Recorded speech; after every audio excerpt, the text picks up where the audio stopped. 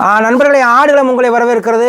ஆடுகளத்தோட வெற்றி எக்கச்சக்கமான மருந்து நம்மகிட்ட இருக்கிறனால தான் நம்மளுக்கு ஆடுகளத்தில் பெரிய பொருளாதார வெற்றி நமக்கு நல்ல எடை போடுது. இந்த நிறையா மருந்துகளை யூஸ் பண்ணுறனால அப்படின்னு நம்மளோ வேறு யாரோ சொன்னால் நீங்கள் அந்த பதிவை மாற்றிட்டு வேறு எதாவது மாற்றி பார்க்குறது தான் சிறந்தது. காரணம் என்னென்னா, நாமளும் விவரம் தெரியாமல் ஆரம்ப காலத்தில் ஆட்டுக்கு பின்னாடி தெர்மாமீட்டரும் சரி சளி மருந்தும் சரி ஊசிகளும் சரி நம்ம நேரங்கள் எல்லாமே அந்த மருத்துவ மேலாண்மையிலே முடிந்து போகுது.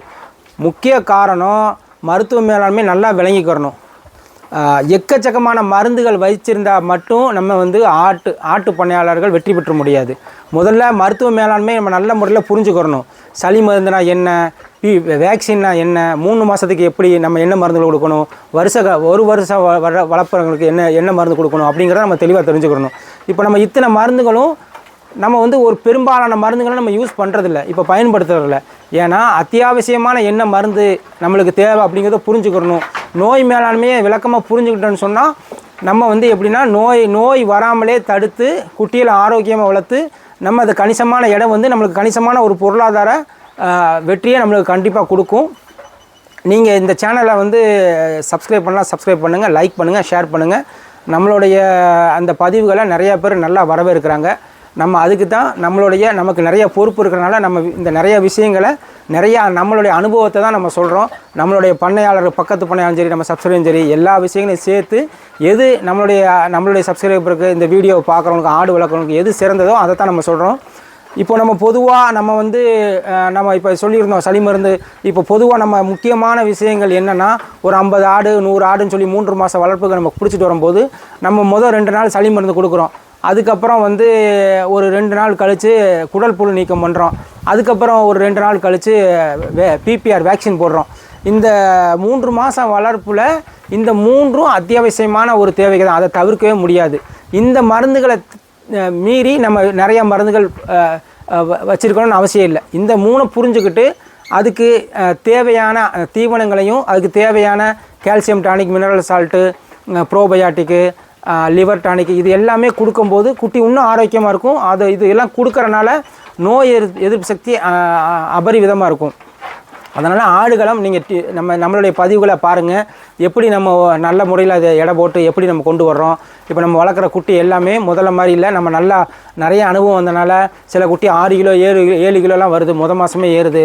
அதனால் நல்ல ப்ரீடாக இருந்துச்சு, நல்ல ப்ரீடு, குட்டியோட ஜாதி நல்ல ஜாதி, மருத்துவ மேலாண்மை நல்லாயிருக்கு, அதுக்கப்புறம் நீங்கள் தீவன மேலாண்மை நல்லாயிருக்கு அப்படின்னு சொன்னால் உங்களுக்கு விற்பனை மேலாண்மை ஆட்டோமேட்டிக்காக வந்துடும்.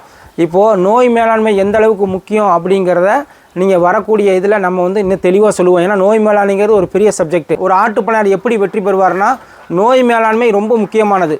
நோய் மேலாண்மை எங்கேருந்து தொடங்குதுன்னா, நம்ம ஆடுகள் சந்தையில் வாங்கும் போதே ஒரு 50 குட்டி 100 குட்டி வாங்கும்போது நம்ம நல்ல குட்டிகளை, அதாவது 13 கிலோலேருந்து 15 கிலோ வரைக்கும் வாங்குறது ரொம்ப சிறந்தது. நம்ம 50 குட்டி வாங்கும்போது அதில் ஏதாவது நோய் இருந்தால் அப்போவே நம்ம நோய் மேலாண்மை ஆரம்பிக்குது. அதில் ஒரு 2-3 குட்டி இருந்தால் அதை அவங்கள்ட்ட கொடுத்துட்டு நீங்கள் ஒரு 2 குட்டியை கழித்து வாங்குறதா ரொம்ப சிறந்தது. ஏன்னா நோய் ஒரு பெரிய தாக்கத்தை ஏற்படுத்தும்.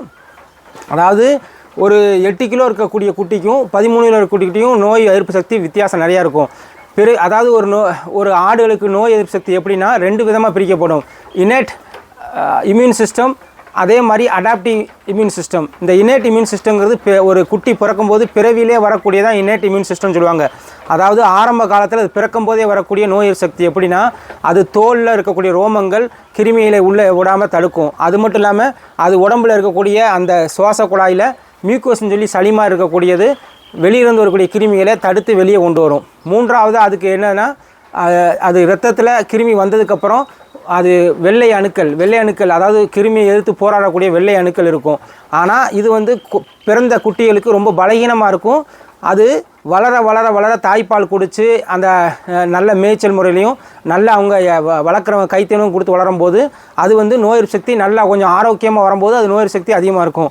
கருத்து என்னென்னா, நம்ம 8 கிலோ 9 கிலோ இருக்கக்கூடிய நோய் எதிர்ப்பு சக்தி அதை விட ஒரு 3 மாத குட்டியில் 13 கிலோ 12 கிலோ இருக்கிறது அதிகமாக இருக்கும். ஏன்னா அதுதான் 2வது ஸ்டேஜ், அடாப்டிவ் இம்யூன் சிஸ்டம். அது எப்படின்னா, அது தாய்ப்பால் அதிகமாக குடிக்கும்போது நோய் எதிர்ப்பு சக்தி அதிகமாகும். அதுக்கு தேவையான நல்ல ஆரோக்கியமான உணவு தண்ணீர் கொடுக்கும்போது அதோடைய நோய் எதிர்ப்பு சக்தி அதிகமாக இருக்கும். நம்மளுடைய அறிவுரை, நம்மளுடைய ஆலோசனை என்னன்னு சொன்னால், நோய் மேலாண்மை எங்கே ஆரம்பிக்குன்னா நம்ம குட்டி தேர்வு செய்யும் போதே அங்கேயே ஆரம்பிக்குது. நம்ம 50 குட்டி வாங்கும்போது எது நோய் இருக்குது அதை கழித்து வாங்கணும். சரி, நம்ம குட்டிகளை கொண்டு வந்துட்டோம், 50 குட்டியை வாங்கி கொண்டு வந்துட்டோம், எல்லாமே நல்லா இருக்குது, அப்புறம் எதுக்கு சளி மருந்து எல்லோரும் கொடுக்கணுங்கிறாங்கன்னா அதுதான். அதாவது சில 50 குட்டி இருக்குன்னா அதில் ஏதாவது ஒரு 4-5 குட்டி 10 குட்டிகளுக்கு கிருமி தாக்கம் இருக்கும். ஆனால் சிம்டம்ஸ்னு சொல்லுவாங்க, அறிகுறி இருக்காது. அது ரத்தத்தில் கிருமிகள் கலந்துருக்கலாம். அது நாள் போக்கில் நீங்கள் வந்து 50 குட்டியாக அடுத்த மாதம் வெயிட் பண்ணும்போது ஒரு 5-6 குட்டி வெயிட் இல்லாமல் இருக்கும், ஒரு 2 கிலோ 3 கிலோக்கும் ஏறிக்காது. அப்போ அதுக்கு தான் நம்ம முதல்ல என்ன பண்ணுறோன்னு சொன்னால், ஆரம்ப காலத்திலேயே சளி மருந்து கொடுப்போம். சளி மருந்து கொடுக்குறதுல வந்து என்ட்ரோடாஸ், அதாவது எல்லோரும் மெரிக்யூன் கொடுப்பாங்க, இது என்ட்ரோடாஸ் பிஹெச். இது வந்து எப்படின்னா மெரிக்யூனில் என்ட்ரோஃப்ளாக்சின் மட்டும் இருக்கும், இதில் என்ட்ரோஃப்ளாக்சின் வித் ப்ரோமெக்சின் இருக்கும். என்ட்ரோஃப்ளாக்சின் தான் ஆன்டிபயோட்டிக் சளி மருந்து, ப்ரோமெக்சிங்கிறது அந்த சளிக்கு எதிராக போராடும், என்ட்ரோஃப்ளாக்சின்ங்கிறது அந்த கிருமிக்கு எதிராக போராடும். அப்போது வந்தவுடனே சளி மருந்து கொடுக்குறதா நிறைய பேருக்கு சந்தேகம். ஒரு 50 குட்டி பிடிச்சிட்டு வந்தால் எத்தனை குட்டி வந்தாலும் ஒரு குட்டிக்கு 2 ml, இது வந்து வாய் வழியே குடிக்கக்கூடிய ஓரல் சொல்யூஷன் சொல்லுவாங்க. நம்ம சாப்பாடு காலைல கொடுத்ததுக்கப்புறம் 2 ml எல்லா குட்டி, ஒரு 15 கிலோ இருக்கக்கூடியது 2 ml, 20 கிலோ லைவ் வெயிட் இருக்கக்கூடியது நம்ம வந்து ஒரு 3 ml கொடுத்துக்கலாம். தொடர்ச்சியாக 2 நாள் கொடுக்கணும். இந்த 2 நாள் கொடுத்ததுக்கப்புறமா ஒரு 4 நாள் கழிச்சோ ஏதோ குட்டி உடம்பு சரியில்லாமல் போச்சுன்னு சொன்னால், அப்போ நம்ம என்ன பண்ணணும்னா, அதுக்கு குட்டி இந்த சளி மருந்து அது கேட்கல, அப்படி இருந்து ஒரு 2-3 குட்டிக்கு நோய் வந்து சொன்னால், இந்த சளி மருந்து இன்ஜெக்ஷனாக வருது, என்ட்ரோஃப்ளாக்சின் தான் விர்பேக்கோடது. இதை வந்து நம்ம 15 கிலோ இருக்கக்கூடியது 2 ml அதாவது விர்பேக்கோட என்ட்ரோஃப்ளாக்சின் 2 ml மெலனக்ஸ் ப்ளஸ். அதாவது இந்த என்ட்ரோஃப்ளாக்சின்ங்கிறது வந்து ஒரு ஆன்டிபயோட்டிக்ஸ், இது கிருமியை கொல்லக்கூடியது, ரத்தத்தில் போய் கிருமியை கொல்லக்கூடியது. இது வந்து மெலனக்ஸ் ப்ளஸ்ஸுங்கிறது காய்ச்சலை குறைக்கக்கூடியது. எப்போல்லாம் சளி கிருமியை எடுத்து போராடுதோ ஒரு குட்டி, அப்போ அதுக்கு வந்து காய்ச்சல், உடம்புடைய வெப்பம் அதிகரிக்கும். அப்போ அந்த வெப்பத்தை குறைக்க, சூட்டை குறைக்க மெலனக்ஸ் ப்ளஸ் என்னென்னா, இதில் பேராசிட்டமும் இருக்கும், மெலாக்சிகம் இருக்கும். பேராசிட்டமல் வந்து காய்ச்சலை குறைக்கும். மெலாக்சியம் அப்படிங்கிற அந்த மருந்து என்ன செய்யும்னா, இந்த சளிக்கு போகிறனால வீக்கங்கள் வரும், வலிகள் வரும், அதை எல்லாத்தையும் இந்த மருந்து கேட்கும். அப்போ இந்த 2 காம்பினேஷனில் 2 நாளைக்கு 15 கிலோ உயிரடையக்கூடியது 2 ml 2 நாள் தொடர்ச்சியாக கொடுக்கணும். இதே இது நீங்கள் 20 கிலோக்கு மேலே இருந்துச்சுன்னா 3 ml கொடுத்துக்கலாம். இதே இது பெரிய குட்டிகளுக்கு 40 கிலோ 50 கிலோ இருக்கக்கூடியதுக்கு நம்ம 4 ml கொடுத்துக்கலாம். அதாவது நல்லா புரிஞ்சுக்கோங்க, இந்த 2 மருந்து ரொம்ப அத்தியாவசியமானது. நோய் ஆரம்பத்திலேயே நம்ம கண்டுபிடிச்சிட்டோன்னு சொன்னால், நம்ம வந்து அந்த குட்டிகளுக்கு இப்போ உதாரணத்துக்கு நம்ம ஒரு 50 குட்டி இருக்குது, காலையில் இற போடுறோம், எல்லாம் சாப்பிடும்போது ஒன்று மட்டும் சாப்பிடாமல் ஓரமாக நிற்கும்.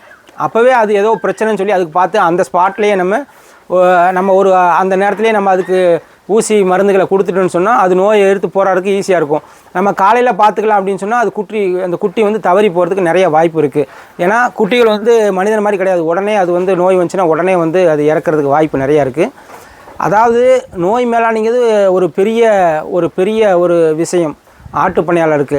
இந்த மருந்து இவ்வளோ மருந்து நம்ம வச்சுருக்கோன்னு சொன்னால், ஆரம்ப காலத்தில் நம்ம தெரியாதனால நம்ம என்ன பண்ணோம்னா, நம்ம நிறைய மருந்துகளை நம்ம வாங்கி வச்சு நம்ம பண்ணிகிட்டு இருந்தோம். நண்பர்களே, இனி வரக்கூடிய அடுத்த பதிவுகளில் நோய்னா என்ன, நோயில் எத்தனை கிருமியில் எத்தனை வகைகள் இருக்குது. கிருமியில் வந்து உங்களுக்கு பாக்டீரியா இருக்குது, வைரஸ் இருக்குது. பாக்டீரியாவுக்கு மருந்து இருக்குது, வைரஸுக்கு மருந்து இல்லை. ஆனால் வைரஸுக்கு வந்து தடுப்பூசிகள் இருக்குது. அப்புறம் வந்து வாயில் நுரையாக கக்கும், அதுக்கு என்ன மருந்து கொடுக்கறது. கழிச்சல் போகும், அதாவது நல்லா தான் இருக்கும், ஒரு 50 குட்டிகளும் 1 குட்டி 2 குட்டி மட்டும் கழிச்சலில் போகும். அது வந்து பாக்டீரியா இன்ஃபெக்ஷனாக இருக்கலாம், அதுக்கு என்ன மருந்து, பாக்டீரியாசோல் இன்ஜெக்ஷன் இருக்குது, சல்ஃபாடிமெடின் டேப்லெட் இருக்குது. அப்புறம் வந்து தடுப்பூசிகள், நம்ம 3 மாதம் வளர்க்குறதுக்கு எத்தனை தடுப்பூசி போடணும், 1 வருஷம் வளர்த்தா என்னென்ன தடுப்பூசி போடணும், மேய்ச்சலில் வளர்க்குறவங்க என்ன தடுப்பூசி போடணும், பறனில் வளர்க்குறவங்க என்ன தடுப்பூசி போடணும், இந்த மாதிரி நிறைய சந்தேகங்கள் இருக்குது. இதெல்லாம் வந்து ஒரே பதிவில் எல்லாத்தையும் நோய் மேலாண்மை சொல்லிட முடியாது. இதை இன்றைக்கி இதை வந்து நீங்கள் நடைமுறைப்படுத்துங்க. நம்ம சொல்கிற விஷயங்களை தெளிவாக நீங்கள் பின்பற்றினீங்கன்னா உங்களுக்கு குட்டிகளை உயிரிழப்பும் கம்மியாக இருக்கும், உங்களுடைய அந்த குட்டியில் வருமானமும் உங்களுடைய பொருளாதார ரீதியாக அது ஒரு பெரிய முன்னேற்றத்தை கொடுக்கும். இனி வரக்கூடிய காலங்களில் நம்ம நல்ல பதிவுகளாக, முக்கியமான பதிவுகளாக. நண்பர்களே, ஆடுகளத்தோட அனுபவத்தை நான் உங்கள்கிட்ட பகிர்ந்துக்கிறேன்.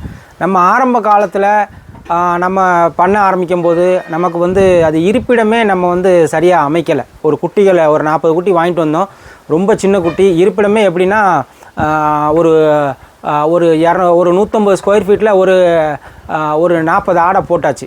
அப்படிங்கும்போது அது ரொம்ப இடைஞ்சலாக இருக்கும். குறைஞ்சது நீங்கள் கீழே பறன் இல்லாமல் கீழே வளர்க்குறீங்கன்னா குறைஞ்சது ஒரு குட்டிக்கு 20 ஸ்கொயர் ஃபீட்டாக இருக்கணும். 200 ஸ்கொயர் ஃபீட்டில் ஒரு 10 குட்டி தான் நீங்கள் வளர்க்குற மாதிரி இருக்கும்.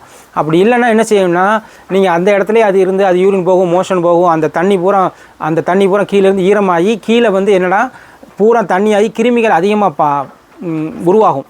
அப்போ என்னென்னா அங்கேயே நம்ம அங்கே தான் நோய் மேலாண்மை புரிஞ்சுக்கணும். நம்ம எவ்வளோ தான் நீங்கள் மருந்து கொடுத்தாலும் குட்டி இருப்பிடத்தை ரொம்ப ரொம்ப கவனமாக பார்க்கணும். ஏன்னா இருப்பிடமே அது நோய் உருவாகக்கூடிய இடமா இருந்துச்சுன்னா நீங்கள் எவ்வளோ சளி மருந்து எவ்வளோ கிருமி மருந்து கொடுத்தாலும் அது திருப்பி வரும். அப்போ நோய் மேலாண்மையில் சுத்தமாக சுகாதாரமாக இருக்கிறது தான் நோய் மேலாண்மை ரொம்ப ஃபஸ்ட்டு சிறந்தது. அதுக்கப்புறம் தான் மருந்துகள். இதெல்லாம் நான் அனுபவத்தில் நம்ம சொன்னது. ஏன்னா நம்ம அப்படி இருக்கும்போது இந்த மாதிரி எக்கச்சக்கமான மருந்துகள் நம்ம கையில் வச்சுருந்தோம். டெய்லி நம்ம வந்து ஒரு பண்ணைக்கு வரும்போதே ஆரம்ப காலத்தில் பயமாக இருக்கும். ஏன்னா நம்ம பண்ணையை திறந்து பார்க்கும்போது ஒரு குட்டி தவறி இருக்கும், இல்லைனா நோயில் படுத்து கிடக்கும். அப்போ தப்பு என்னென்னா நம்ம மேலே தான் தப்பு இருக்குது. ஏன்னா வாயிலா ஜீவன் அதுக்கு என்ன பிரச்சனை அப்படிங்கிறத சொல்ல தெரியாது. ஆனால் நீங்கள் அதை கரெக்டாக நீங்கள் புரிஞ்சுக்கிட்டீங்கன்னா உங்களுக்கு வந்து பெரிய இழப்பு வராது. நீங்கள் வாங்கும்போதே நல்லா தெளிவாக வாங்கணும். வாங்கிட்டு வந்ததுக்கப்புறம் அது இருப்பிடத்தை நல்லா அமைக்கணும். முடிஞ்ச அளவுக்கு நீங்கள் பரணை போட்டுருங்க. நீங்கள் இதுதான் தொழில், இதுதான் நம்ம முதலீடுன்னு பண்ணிட்டீங்கன்னா பரணை போட்டுட்டிங்கன்னா, ஏன்னா இப்போ செட்டு போடுற செலவை நீங்கள் பரனுக்கு போட்டுடலாம். அதை தான் நம்ம வீடியோவில் சொல்லியிருக்கோம். நீங்கள் பரணை போட்டுட்டிங்கன்னா உங்களுக்கு நோய் வர்றதை பாதி தவிர்த்திடலாம். அதுக்கப்புறம் என்னென்னா, நோய் மேலாண்மையில் மருந்தை விட அதோடைய உணவு, நீங்கள் உணவுமே மருந்து மாதிரி கொடுத்துட்டிங்கன்னா, ஏன்னா அதுக்கு தேவையான அடர் தீவனம் கொடுக்கும்போது அது நல்ல தெம்பாக இருக்கும். அதுக்கு தேவையான அந்த மற்ற மினரல் சப்ளிமெண்ட்ஸ் கொடுக்கும்போது அது ரொம்ப அதோட நோய் எதிர்ப்பு சக்தி அதிகமாக இருக்கும். உங்களுக்கு எவ்வளோ குட்டி வளர்த்தாலும் உங்களுக்கு வந்து அதை மேலாண்மை பார்க்கறது ரொம்ப எளிமையாக இருக்கும். ஏன்னா நோய் வரலைன்னா அந்த பராமரிக்கிறது ரொம்ப ஈஸியாகிடும். உங்களுக்கு லாபமும் அதிகமாகும். நோய் மேலாண்மை ரொம்ப ஒரு பெரிய ஒரு டாப்பிக்கு. இதில் நம்ம முதல்ல அத்தியாவசிய முதலுதவியை மட்டும் தான் நம்ம சொல்லியிருக்கோம். வரக்கூடிய காலங்களில் குடல் புழு நீக்கம், பிபிஆர் வேக்சின், அதுக்கப்புறம் எந்தெந்த தடுப்பூசி போடணும் அப்படிங்கிறத நம்ம தெளிவாக சொல்லுவோம். உங்களோட ஆதரவு நமக்கு எப்பவும் தேவை இருக்குது. நீங்கள் நிறையா நம்மளுடைய வீடியோக்களை பதிவுகளை பார்த்து நிறையா கமெண்ட் பண்ணுறீங்க, பதிவு பண்ணுறீங்க, ஷேர் பண்ணுறீங்க. அதுக்கு ஆடுகளத்து சார்பாக ரொம்ப நன்றியை தெரிவிச்சுக்கிறோம். மேலும் தகவல்களை தெரிஞ்சுக்க நோட்டிஃபிகேஷனை நீங்கள் ஆன் பண்ணி வச்சுக்கோங்க. ரொம்ப நன்றி.